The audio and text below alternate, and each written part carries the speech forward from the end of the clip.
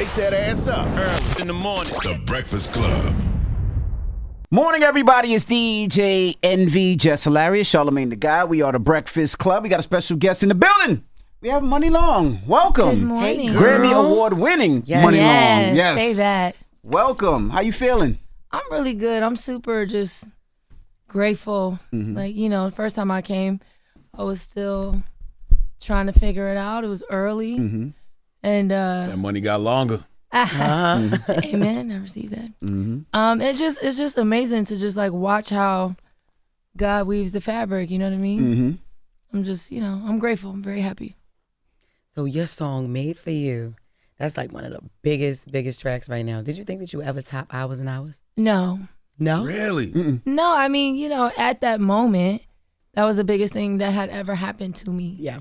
And it was just a moment culturally. I mean, I want to be careful how I talk about myself because, I don't want to sound delulu. But at the time, it was just like, yo, this girl just came out of nowhere during the fourth quarter, which is like a no-no. It's like Christmas music. Yeah. You just don't do that. I was independent, 34 at the time, and black, a woman, R&B music. It's all things that people are just like, no, we don't want it. And then the way that people just received the song, men, women, children, the church, they were singing in the church house. It was just like everywhere. And so no, of course you don't think that you're gonna do that again. Same effect, even bigger. How was it the church version of Hours and Hours? I could praise you for hours. Sit and talk with you for hours. Got you. Amazing. What if God tell him I ain't got time? Y'all go. What's wrong with you, man? I'll give you a couple minutes. I got a lot of children. Yo, what's wrong with you, man? Is there a secret to all of these hits you be writing though? God. There you go. I wouldn't even say it's not a secret. It's just like I was scrolling through my posts the other day and reading my captions, and I'm like, wow, like if you didn't know me, you would really be like, oh, this girl is tapped in, and I am, but I'm not trying to put that on. That's just really what's in me. Yeah. How long did it take you to break into the game for artists out there that's trying to get in and it's taking a long time? How long did it take for you to get to where you was like, wow, I really have a shot? I mean, to use your words, in my opinion, I'm still breaking. You got a Grammy, Money Long. I mean, lots of people have Grammys that you never heard of. You know, facts. Yeah. So like for where I want to go, I still have a little bit of a piece of mountain to climb, but I've been doing this. I've been wanting to do this since I was 14 or 15 years old, half my life, and then I started professionally when I was about 19. I was uploading videos on YouTube before that was like normal. When I was like 16, doing it from my bedroom and stuff like that. Once I got into the business and the game, it took me until about 21, 23 to really start seeing some money. And then from there, 23 to about 28, 29, I'm just in the studio cooking, like writing for all these people. And then it took me another 3 or 4 years to just be like, okay, I've been doing this for 10 years now. It ain't really, I feel like I'm at the ceiling. What's next for me? And so these last 3 years, I've been just focusing on myself. So all in all, I'm not really too great with math, but I want to say about 15, 17 years it took me to get to this place. Did you ever want to quit, or the fact that you were writing for so many? What you mean? Really? I wanted to quit so many times, and I would be in my closet screaming into a pillow, crying like, why is this so painful? This is why you were even writing for other people? Or? Yeah. Really? Because you was making money, you was getting your publishing. The misconception with that is it's a 2-year pipeline. So imagine going to work and you don't get a check for 2 years. And your coworkers is nasty and they don't want to feed you. And you got to figure out, like the actual reality of it is not glamorous at all. I don't know if you guys saw fellow songwriter Tiffany Fresh. She was kind of talking about it online, just about writers, artists who take publishing. And like, there's all these things that happen to you as a writer that, that's what is paying your dues. And so eventually, you you either fatigue out and you be like, I can't do this, ain't for me. Yeah. Or you just keep going and you keep taking it on the chin. Like, I got kicked so many times and I just kept getting back up like, it's a new day. You know, people used to be like, she a little crazy. She on something. Why does she keep coming back? Why is she so nice?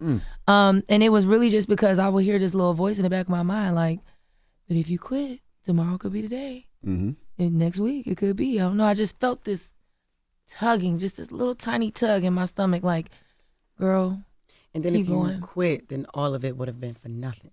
You get what I'm saying? Mm-hmm. And you would be looking back on a different story today. You know, it wouldn't be made for you and hours for hours. I love the visual, by the way. You had my best friend, Jolana Lewis, in there. Oh, my the Detroit native, pregnant? the pregnant girl you had Oh, in there. Yeah. I love that video. She had sent me the video. She was very sweet. She was very sweet. But I love that you was outside the window. I was like, you was looking stalkerish and you was looking like a lid. I said, what's going on? But I love the whole concept. So did you did your own treatment for that? Or did you The have, like, a original team? treatment was very creepy. It was very much creepy. And everybody was like, yeah, we love that you're so creative, but we can't do that.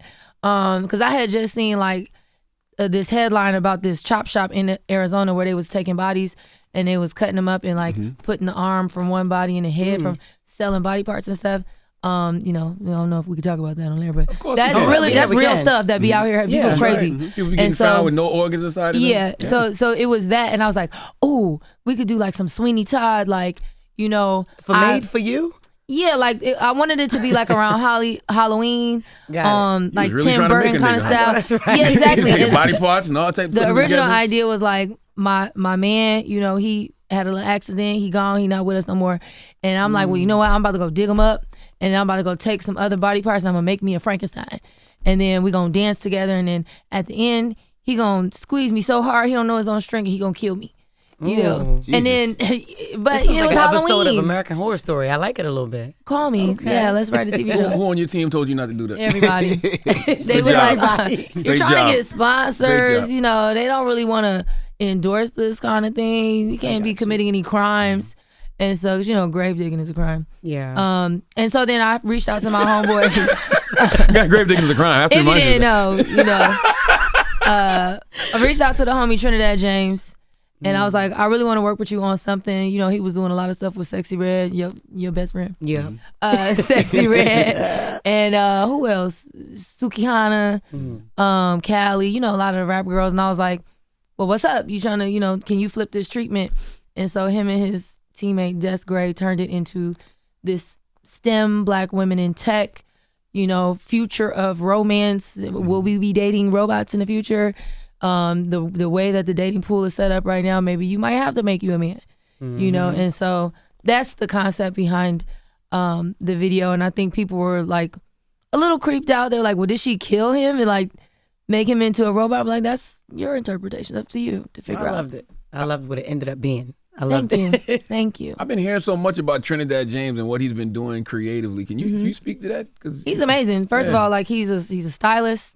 He has the amazing nails. He does he shoes. does nails. No, he gets his Oh, nails like okay.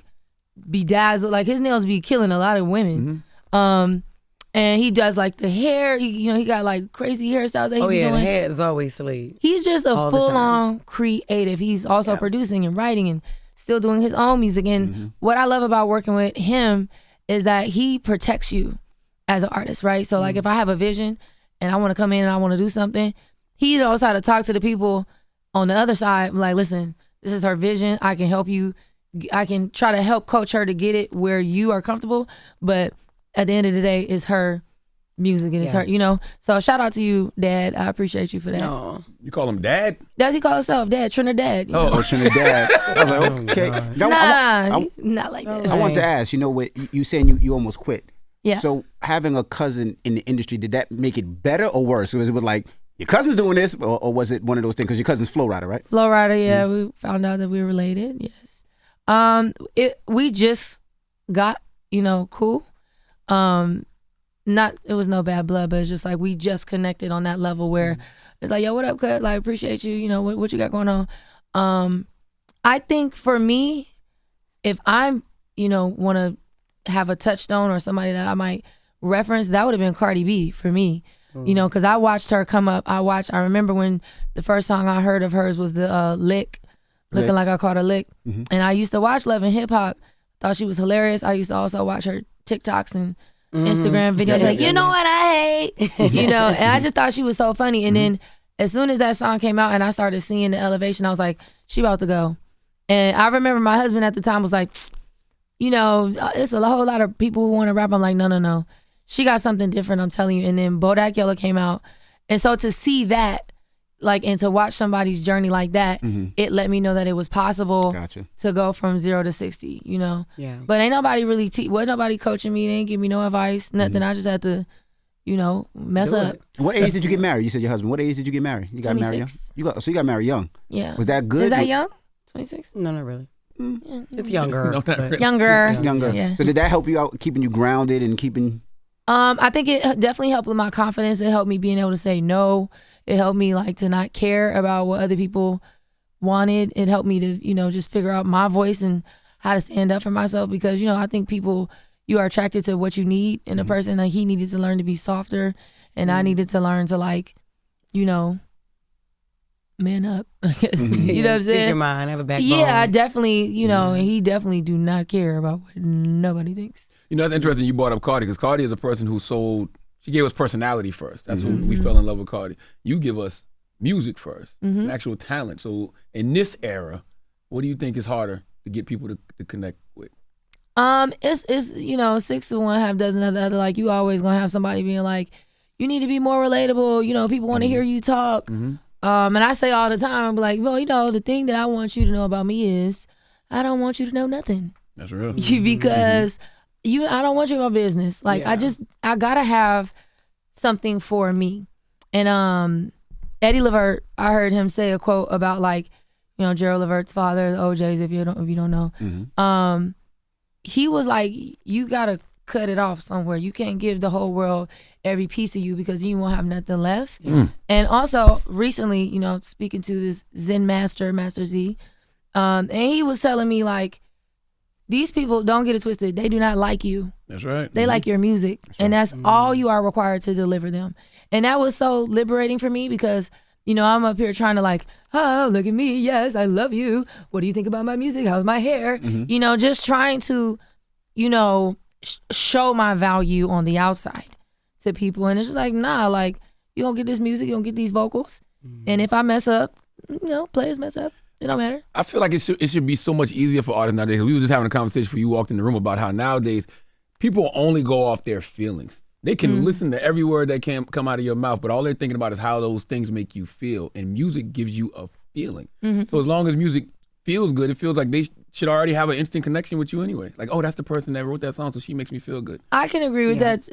On a deeper level, I would say it's like frequency. Yep. It's like when you put that intention into the song when you are recording, it resonates. Like, you know, when somebody tells you, oh, you look so beautiful, like that hits you. Yeah. And it makes you smile, makes you feel good. And as soon as somebody be like, what's this outfit doing? I don't like that. That's ugly. That hurts. Yeah. You know, or when somebody says I love you versus, I mean, I can't stand you. Like, it hits you differently. And that same thing is happening when you're recording and you can actually see the wave file. It's the same thing. But it's just, you know, music and whatever you're saying. So you have to put that intention into it of like, what do I want this music to accomplish? How do I want it to leave people? How do I want it to resonate? After years of doing it, you start thinking about stuff like that. And I think with these, you know, the 2 songs you mentioned, Made for Me and Hours, that is what people are feeling. They're feeling my intention of just love and harmony and kindness and connection. Yeah. And I'm glad to be able to offer that because there's a whole lot of other stuff out here that's not doing that. Yeah. And I'm talking about everybody. My son sings that song. My mom, me, everybody. 11. Oh, that's 11, so cute. right? And it was really big and trendy on TikTok. And what that does for music now speaks volumes as well. You know, that's one of the biggest platforms as far as music goes. How did it affect you when Universal removed it from TikTok? Or did it even affect you? I just want to be clear, you know, streaming is still a developing country. You know, they are trying to figure that out. And I don't think that the coin is not doing what it should be doing across the board. So let's just be clear about that. I would say that the number one thing for me is, as an artist, you have to know how to present yourself to the people. In other words, market. You have to know how to market yourself. You have to know who you are, how you want to be received, perceived, digested, what brands align with you, blah, blah, blah. All that stuff is very, very important. And so when you're trying to figure that out and navigate that, you don't want to sacrifice your visibility just because you don't know exactly what your lane is yet. Yeah. And I think TikTok offers the ability for you to still be active, be in the field, and figure it out, and figure out what your tribe is. So music is obviously the soundtrack to everybody's life. A lot of people are becoming, content creators themselves based off of the music that we have created and offered them. And it does hurt to not be able to do that for yourself and, promote yourself using yourself and promote your own products. Promote yourself, promote your products, promote your music. It definitely hurts, but I think that, I just heard recently something that really changed my perspective on it is you don't ever want to be beholden to anyone. So I don't ever want, to feel like without TikTok, I cannot move forward, But it's a wonderful platform. I've met a whole lot of great, cool people on there. Had 3 actually viral songs on TikTok. It was Hours and Hours, a little piece of a song called Time Machine. Oh, that I had. Yeah, the silly part at the end. The little Michael Jackson. Yeah. Girl, yeah. Yeah, so I mean, that's incredible in itself, just that right there. I do think though, people may be getting fatigued with just like constantly hearing the song over and over and over. So that would be the only pitfall. But for me, it's been an excellent tool. As a OG radio veteran, for some reason they never get tired of hearing the same song over and over and over and over. That is literally the foundation of radio. Yeah, I think though, like sometimes I be questioning like, is this just my algorithm or is it really everywhere like that? Because literally like it still shocks me. I'm scrolling through Instagram or I click on something on the Explore page on Instagram or I'm scrolling through TikTok and my song is playing. Yeah. Or like I'll watch a video and I'll even have the volume on and I'll tap it and it'll be my music. That still is just like, whoa. Do you have your moments where you get tired of listening to? Or No. You get good, said no. Good answer. No, I don't. Yeah. And you're also one of these artists who still understands the power of radio. So even if these artists are getting removed off these social media platforms like TikTok, you kind of got a head start on a lot of them because you get so much radio play. I mean, terrestrial radio still pays. Absolutely. So I need that pub. Absolutely. For y'all cha-ching, for y'all who, don't write your own songs, you might not know what I'm talking about. But when you write your own music and you get it played on the radio, which is hard to do, but once you become a part of that rotation and that family, it's nice. Ooh, so radio pays more than the streaming service? Absolutely. Oh, man. Right. See? Absolutely. You better drop them jewels. Say that again. Yeah. And then, I mean, honestly, the real true gem is streaming is important and is convenient. But if you go over there to that iTunes store and you buy that $1.29 single, you can buy 20,000 singles and it will, I mean, these numbers are all over the place, so don't take me, but you can buy a handful of them singles and it still adds up to more money than 100 million streams. Wow. You know what I'm saying? So go ahead over there and spend that dollar if you can, because that's where it helps artists. That's what pushes the song up the Billboard charts. If you paid attention to Hours and Hours and you looked at the points, I had all these streaming, but my sales is what was keeping me, at number 16 on the Hot 100 with no radio airplay and no album and all that kind of stuff. So I be paying attention to all that stuff. Yeah. I was going to ask, how was working with JD and Brian Michael Cox? It was amazing. This is like an honor, like, that time period in music when they just was having that run. Mariah Carey, everybody, Usher. Everybody, Confessions, like everybody was wanting to be a part of that. I remember just the energy, B. Cox would Be Without You and Mary J. and like We Belong Together and all that stuff is just like, fam, Jagged Edge, like they just got so many classic hits. So to be a part of their story, I just commented that on one of JD's posts. It was like, it's an honor to be a part of your story, man. Like the most recent, part And of he your promotes. story. And JD promotes.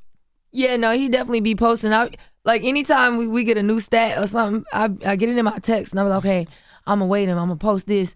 I go on Instagram. He done posted like, what day? Can I post it? But no, I appreciate, his authenticity and his excitement and their willingness to include me and not just be, little guy me, son me. That's sometimes people be doing it. You had a remix with Usher too, right? Yeah, Hours and Hours remix. Did you ever put it out? Yeah. Oh, it came out. So Okay, that okay. was me. A lot of people was like, why did it take so long? I wanted to take Hours and Hours as far as I could on my own merit. Like, I did not want to lean on nobody. I didn't want to take no easy way out. I really wanted to just own that for let me see how far I could go. And after we got the Grammy, I was like, okay, now I can, share. So that was just me being selfish. But I feel like he was very patient. He was persistent. He's like, I'm telling you, the people need it. They want it. And then, he just did the Super Bowl and had this incredible moment that was like very representative of our childhood. I mean, at least my childhood in the early 2000s, R&B when it was pop. So it's perfect timing. I think everything happens exactly as it should. Oh, so you just put it out? I put it out earlier last year. Oh, okay. So Lovers and Friends, whenever that was in Vegas, I put it out like right after that. Yeah, that's why I saw him before. I saw the video of him performing it. That's why. Cinco de Mayo, I think it was. And then I saw you on Big Boy, and you was like, "I'm gonna hold it." No, I had said the same kind of story. Just like I just didn't want to, have it be Usher's song. Yeah. You know what I'm saying? Like I want to own this. Gotcha. Because I don't know if I'm gonna get another one. Now you did a country album Years ago, yes. years ago. So you were early in that. So you know what Beyonce's dealing with trying to get songs played on the country stations, or was it easier for you? Is she really dealing with it though? At all? She was at Not one all. time. No, she At wasn't. At one time, they Because stopped it. this is no shade. I love Beyonce, love her down. And I think what she's doing to encourage people to listen outside of color is incredible. Yeah. And how she has boosted artists like Tanner Adele and Raina Roberts, Brittany Spencer, Mickey Guyton, Jimmy Allen, Breland. All these people are getting more streams. Willie Jones also is a good friend of mine. Their streams have gone up like 200%, something crazy, right? But I will say, when you are in Nashville, attempting to showcase yourself as a country artist, I mean, there's this one guy, Tony Evans Jr. If you don't see him, you think that is an old white man. Like, I mean, he is incredible. But then when you look at him, he's just like this really handsome, buff football player looking dude that plays guitar, black eye. It doesn't match what the traditional image is. And one thing that you realize is as soon as you walk in the door, their opinion of your music changes based on what they see. And so that's only something that you can experience physically and in person. Yeah. And I think Beyonce has transcended that to where she has so much notoriety and power and talent, clear talent, that it's hard to hide behind the excuse that this isn't country, bless your heart. The lady is Beyonce. Like, you gonna play it or you not? And if you're not, there is a reason why you aren't. And it's very clear what that is. She debuted at #1 on the country charts, and she's #1 in the country now, overall. So I think that's incredible. Because there's never been a black woman to do that, ever. Yeah. But there have been many that have tried. Yeah. And that's my point. There have been artists. I started in 2018 with country. And when I tell you I was fatigued very quickly by you walk in the room and the forks clink and everybody's like, who's this brownie up here trying to, and I used to make jokes like anytime I would go to a new co-write is what they call it, or go to somebody's house, I would bring a bottle of whiskey. And if you know, in Tennessee, that's the thing, Tennessee whiskey. And I would make the joke, just go ahead and get it out. I'd be like, yeah, I didn't want to be the only brown thing in your house. I didn't want to be the only brown thing in your house. I didn't want to be the only brown something in here, so I just brought you a little gift. But it is a well-known fact. If you go down there, they don't want you in there. And, they can't hide that anymore. So I saw Candace Owens say something very interesting. She said that Beyonce is more country than Taylor Swift because Beyonce is from Texas. Very and true. Has always had that country twang in her voice. Taylor Swift from Pennsylvania, and she got to make the Shania twang. Twain from Canada. Keith Urban is from Australia. It has nothing to do with territory or even skill or melody or story, lyrical content. It has everything to do with are you palatable to my eye? You know what I'm saying? You should be back there bringing me something to eat and not up here singing. And I'm not trying to be rude. That is the experience. Cut and dry, period. Yeah. You know what I'm saying? I'm from Florida, from the South, grew up on a farm. I know what that feel like and what that look like. Yeah. And so I think what she's doing is incredible. Y'all move out the way. Are you gonna go back do a couple country records? Money Long would not be doing country music. She's R&B. Do you have she's an here alter to stay. ego, like Money Farm or something? Money Oh farm. my God. I am a multifaceted individual, and I have lots of layers to me, and so maybe we might be seeing some of those. Maybe, if I feel like it. So are you currently writing for people? Or are you taking, are you writing any new music for people? I just finished my album. I know that's right. Yeah, so I just been focused on she. And is that the goal, like from now on, just to focus on she? I don't know. I think there needs to be a lot of attitude adjustments, and business practices aren't the greatest. And so, once I have exited a cycle of abuse, I don't necessarily want to go back because at the end of the day, it might be profitable and monetarily, but spiritually and energetically, just going in the room with people who are just rude, ungrateful, who gonna get amnesia as soon as oh yeah, I think my split needs to be 75. Yeah. Like, Why would you go back I don't through have that? time for that. I don't have time for that because I have to learn how to be a good steward of my gift and what God gave me. He gave me the key to the vault. I'm not just gonna keep opening it and letting anybody come up in there and just, run amok. Yeah. And it's no shade. I work with who wants to work with me. That's right. If the energy is right, let's go. And there are people who I absolutely adore, but they have to want that, because when I get in my mode, when I'm in that studio, I'm a different beast. If you can't handle, somebody who know what they doing and talk, there's no hard feelings. I'll be like, I don't like that. I think we do better. No, I don't like. Are you sure that's what you want to say? I don't like this beat. Yeah. If you can't handle that, I can't be in the room with you because they have to know who you are too. At the end of the day, you know what I'm saying? Or no, you disagree with that? I don't even care. That doesn't matter. I think you can tell when somebody's locked in and they know what they doing. Yeah. When you pull up in somebody's kitchen and you see them hitting that seasoning, that wrist, you like, oh, this finna be good. They know how to cook. Yeah. So I think that's just it for me is when I'm in the room with you, if I can tell that you closed off or, you in your ego or you ain't leaving no room for God to come in and give us the idea, then I'm just kind of like, all right now. Yeah. What we about to eat at? Yeah. I saw you tweet recently. I don't know if you was joking, but you found out you were autistic? Okay, so that's a little bit for context. I have dealt with processing issues my entire life.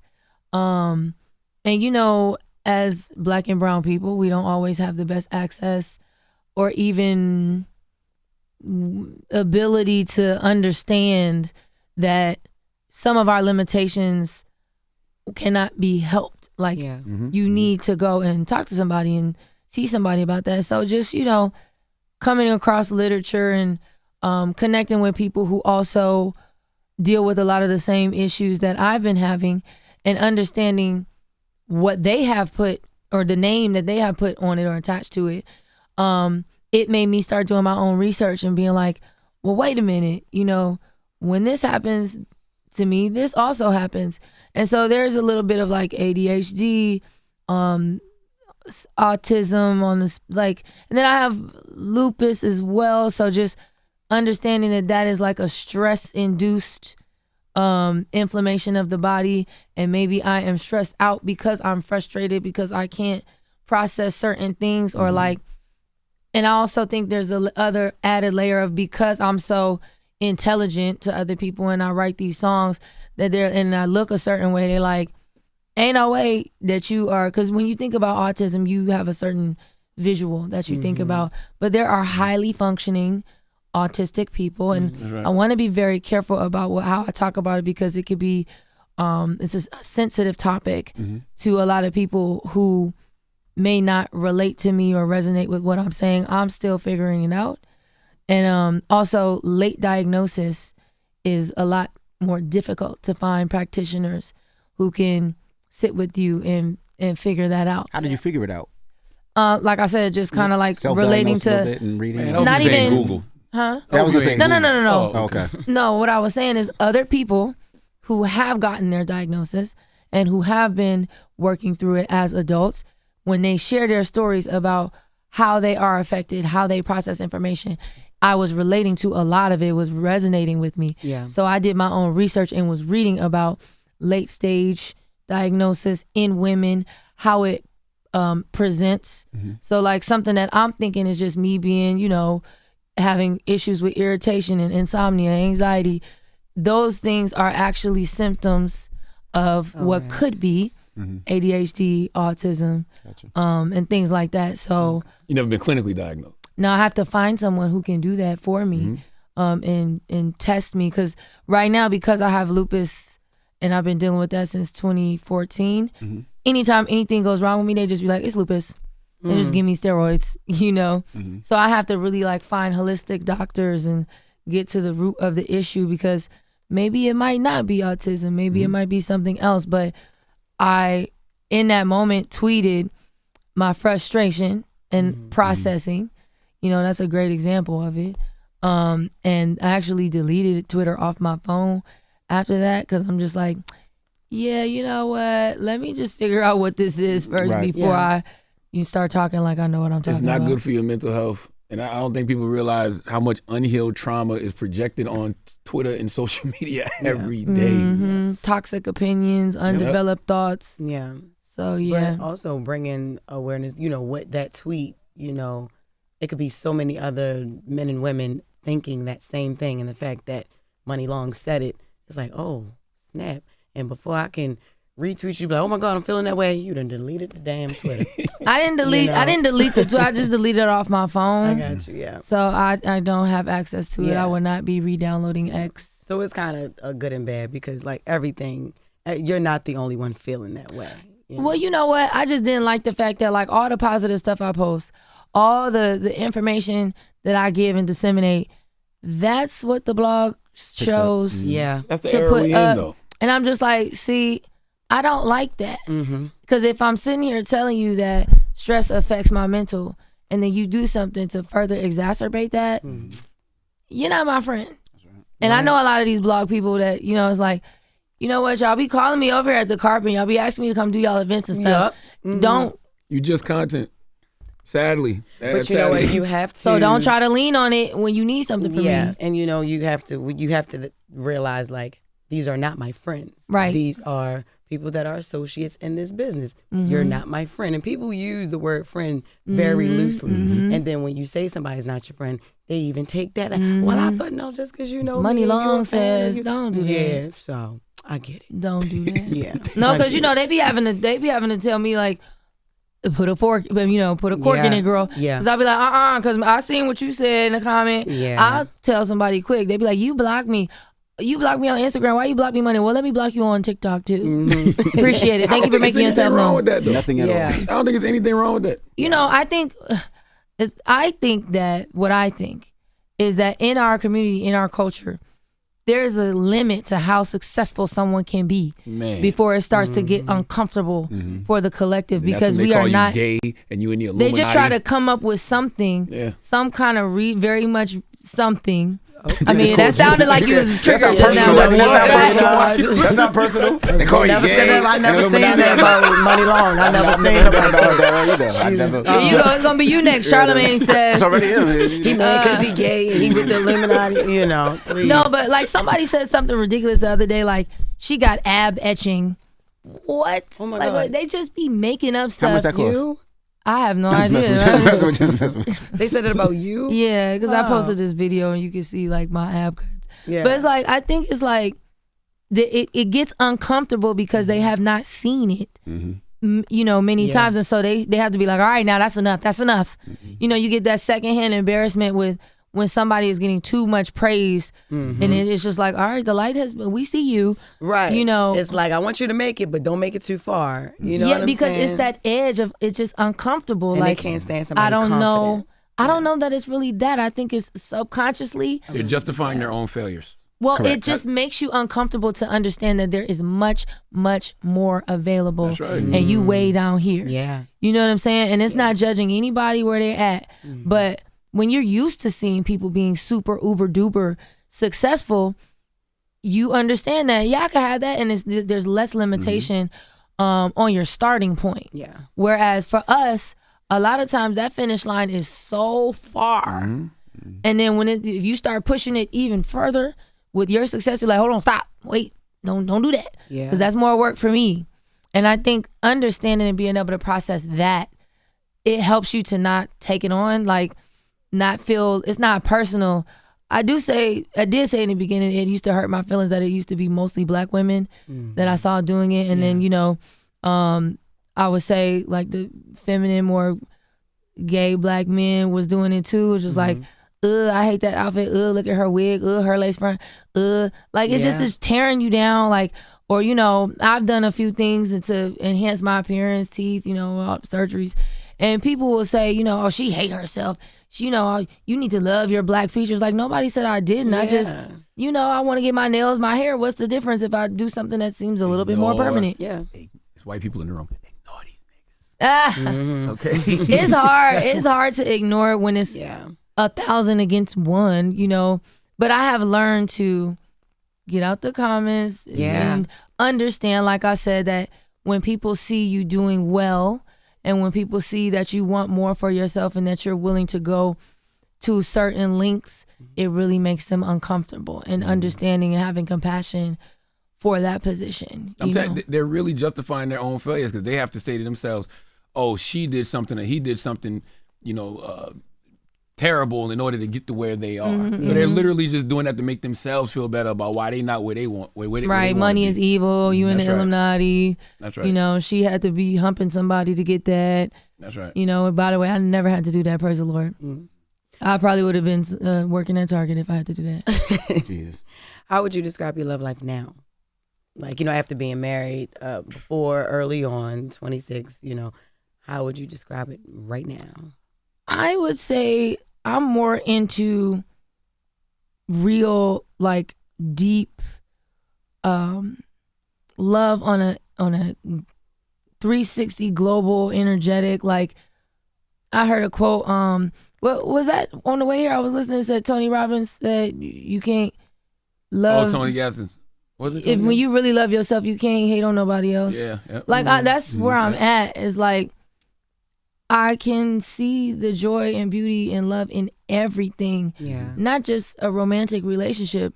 I have a great relationship with my mother and father these days. It's like, I just love. Like I just want to push that. I feel like we need it. We need it so badly. There's so much nasty stuff happening in the world right now. People have zero compassion. They just, devoid of empathy and, they'll step on a dead body. It's just like, I mean, honestly, it's just like, why are you recording these men? Yeah, this man taking his last breath. Yep, you would record somebody dying. I remember you'd be scared of a dead body. You'd be scared to walk down the street and see one, or the thought of death makes you cringe. Now people are filming people walk taking right their up last to breath. it. And it's actually scary. It's really scary. It's just like, man, what is happening in the world? So if I can offer some love and, I call everybody baby. Hey, how you doing, baby? Yeah, me too. You look so beautiful, honey. Maybe that's just the Southern in me. I don't know, but I just want to give love. That's what my love life is like. It's for the world. Mm-hmm. So you basically ain't telling me nothing about you being single or with somebody or nothing. I'm married. She married. Oh, yeah, okay. I've been married for 9 years. Oh, so still to the same dude that you got when you was 26? Yeah. Oh, I know that's right, because I'm sitting here trying to look. We can go hours and hours about talking about this, but I had to realize that you still married to this man. Yeah. Well, that's nice, because I also had another question. Right now, I had to write it down because I'll be stumbling over my words when stuff gets too long. But you have a line in your song where you mention smell of your perfume, right? Mm-hmm. Which has people thinking that the love interest is women. Mm-hmm. That's what they say. I ain't saying that's what I thought, but that's what people think. So I have to ask you, especially with how you spell the song Hours and Hours. A lot of people can thought take it was hers and hers. Yeah, but that's not me again. This is somebody else. Is that you leaving a little Easter egg that you could be into women romantically, but I prefer hot dogs. I don't like bologna. Well, thank you so much, because now I can go back and tell him that they tripping. But I You said bologna. yeah, I don't like bologna. My bologna has a first name. What is the first name? Oscar? You have a bologna? See, we go back what he said. Baby. You see, he might be trying to tell us something. See? That's what I'm See? saying. Man. You gotta watch people that. talking about he gay and Illuminati. And he like Oscar. Okay, bologna. Okay. So he's been a little off. I don't know. Listen. Okay, so that's when I can go back and tell everybody. But stop, also, y'all. eau de parfum, that just means fragrance, scent, right? And I think people, if you understand, like me and my friends, we all are scent freaks. Like we go to the perfume shop. I mean, it's a little spot. What was that? Where was that at? When we went to, it was like with the oil. It was like the Middle Eastern. It Canal Street. When you talk about the No. oil. It was like one of them like little. You know how they have like little.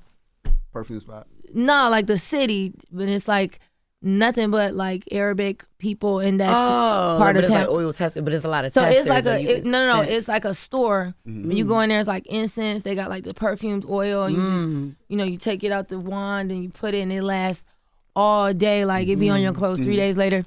So we love fragrance, love, and so if you shop perfume like we do, everything's unisex these days. But also, if you are into the Word of God, you understand that the Holy Spirit has a perfume, a sweet perfume it talks about. And I just think people like are really one-track minded these days. They want me to be a part of the Rainbow Brigade. Me so too. Yeah, they bad. Like, I love my girls. I love my people. But at the same time, it's like, baby, I know what you got. I don't want none of that. Yeah. I don't. I'm just making this music. And there's nothing wrong with that. Yeah. Let it be. I will say one thing I don't do is use genders in my songs. For the most part, I try to keep it gender neutral, like you, I, it, us, we. Yeah. Because it's more mass Yeah. That's complicated. digestible. What do you mean? You don't think that's when you're writing, it's not harder? She's a writer. She does I do this. You know what I'm saying? Yeah, I do this, Charla. Because if you're talking about your husband and you say they. No, you have to make it make sense. Got you. Because that suggests that Yeah. I'm talking about non-binary folk. Got you. But I So definitely you would use say they when you wanted to put like him or her? first person. You. It's always I. you. Got you. Ah. Okay. You give me a superpower. Together, world could be ours. Dope. Sit me on the counter. Jesus Christ. You know what I'm saying? I got you. But no, y'all, I'm not. At this point here bologna today, I am not She doesn't like bologna. a part of the She said that. She said hot LGBTQIA dog plus all day. community. I love y'all down. Use my music for however you see fit. Yeah. But no. I think that people just think because you're so creative and writers can be very strategic and leave little Easter eggs. You know what I mean? So like, your fans could probably some of your fans could probably be looking a little bit too much. Oh no, into it's this it one and girl stuff on like TikTok that. breaking it down. She talking about a woman. Yeah. Because Like, that's I'm very that's where we entertained. got- Like, okay, Yeah. since you got your degree, you know everything. What's a lot of numbers? Right. You got your degree. You know, it's just like people just be making up stuff and Yeah. saying anything. I love it though. That's the purpose of music. Is like it's conversation starter. If people want it to be a sapphic love song, own that, take it. I love that for me. I just never heard it referred to as bologna. Usually roast beef. I heard roast beef. Roast Yeah, I've heard beef. roast beef. Roast beef. That's rude. Roast beef? Yeah. I never heard bologna either. I never heard bologna. Why is roast beef rude? I'm asking. I don't know. You know what roast beef look like? It's tasty. Oh my God. But why bologna though? Because it's nice. Hot and dog and bologna pink. are made out of the same thing. Maybe one you of just them say just hamburger. flat. Maybe you just say hamburger. And I'm like, oh God. No. Yeah. Maybe fish. See? All right. Not Money fish. long, ladies and We gentlemen. are done. Money long. Let's get into your single. You want to hear Made For You? This is Made For Me by Money Long. Thank Coming up next, All right there here on we The go. Breakfast Money Club. long. We appreciate you for joining us. Absolutely. Keep doing your thing, Money Long. Absolutely. Congrats Thank on the you. Grammy. Yes. Everything. You are doing what you're supposed to be doing. That's Thank right. you. On the way. I got to come back when I bring the album. Damn, never mind. What? Because she said something earlier. Where do you think you are in the game? Like what? Like level? Because I was having a conversation this weekend just about like stars, superstars. Like where do you think you? I'm on the way. I think I'm on the way to definitely carving my own seat, own lane, because I'm doing something that a lot of people are not right now. Yeah. And I think it'll be very easy for me to own a space. Obviously, the goal is legacy, icon, superstardom. I think there's a certain moment when the lights come on and you start realizing like, she doing something, she's taking it. And I think that is the era that I'm in right now, where people see like, I'm not playing. I take this very seriously. I'm here to leave, you know, a trail of magic behind me. That's right. And I think I say this to my friends all the time. We gonna look back on these times right now and be like, oh my God, remember when we just thought we was doing it? And now look at us, you know? Really doing So it. absolutely, I definitely see myself on the upward trajectory. I can't call it as far as like, am I a star? Am I a superstar? That's up for y'all to feel. Like, you know, you feel my energy. You guys interview and be around incredible, great people all the time.